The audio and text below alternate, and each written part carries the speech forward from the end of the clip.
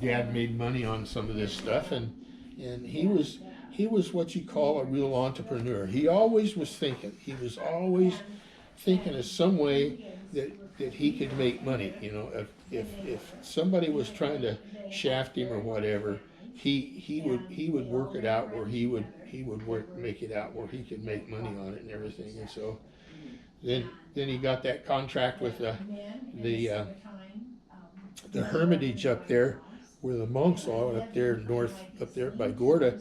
They had those redwood trees up there, and they were cutting redwood trees, and back up behind Cambria there, where the bank is on the corner downtown there. You'd go up that road there, and back up on the top up there was an old sawmill, and the sawmill was up there when we were there.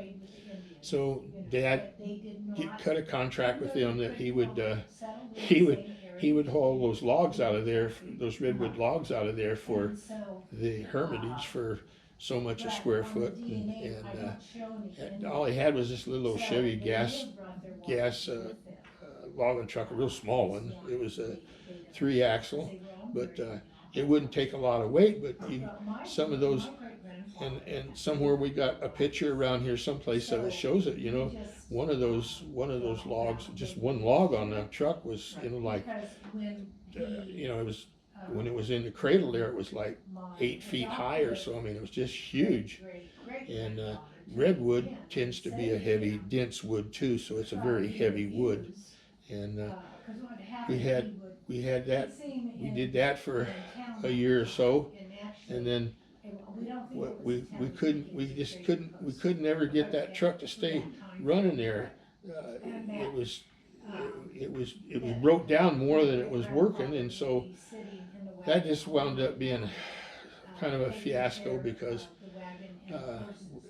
it was more work, you know, trying to keep that thing running, and you know, and then there it again, you know, he'd get a log on it, he'd be coming down to Cambria and break down, and I'd have to go get him with the other tow truck, and so that turned out to be not one of our very fruitful adventures. Let's put it that way.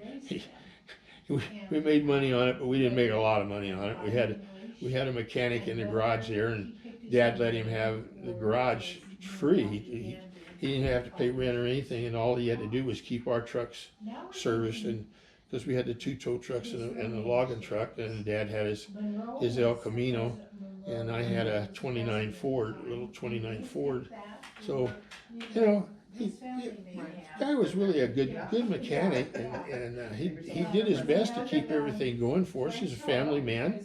He had 2 kids, married, had 2 kids and everything. Really nice guy, but he had heart condition, and he couldn't work that hard to keep everything going. So he finally bailed out on us and left us all that stuff there. And I don't know whatever happened to the tow truck. I guess Dad finally sold it to somebody, and somebody else started running it. But I do know that up there, if you go up there going up to the Hermitage up there past Gorda up there, and you turn off like you're going up there, and I've been trying to think how far it is, but it wasn't very far up there. I would say a mile, maybe 2 at the most, and you start looking off the side of the road. There's a great big old huge redwood log there that had, when Dad came around the curve, it kind of it fell off of the yoke there, and it was on the drivers, and so they just stopped it right when it got right there. So they brought the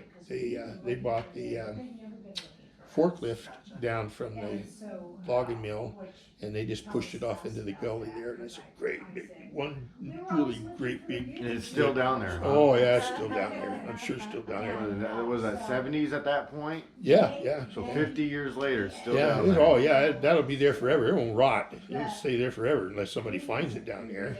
And it's not that far off the road. And it's worth a ton of money. I mean, you just don't have that much redwood anymore. You get something that big, you know, they make these, if you watch these wood carvers on YouTube and stuff, you know. Plus it's seasoned now. Yeah. 50 years just sitting there. Yeah. It doesn't rot, and it's just really a nice log. It'd be a nice log. Somebody will find that at some point there and everything, you know. All right, hey Dad, remember? Let's talk about Greyhound for a sec, okay? You kicked a hippie off a bus one time out there by the Grapevine, didn't you? It was by Magic Mountain. Magic Mountain. We had left LA coming to Fresno, and he kept lighting up a joint, and I couldn't catch him. I kept trying. You can smell it, but you couldn't catch him. I mean, by the time they'd light it and everything, because you can't watch all the time looking for it and everything, but And you they were smell still it. allowing smoking cigarettes on the bus back then, Yeah, right? yeah, you could smoke then, but you couldn't smoke marijuana. Obviously, yeah. I just couldn't catch him. I couldn't catch where he was at and everything. So by then, because after leaving LA, my schedule stopped at Hollywood, North Hollywood, and then San Fernando. And then the next stop would have been at Gorman,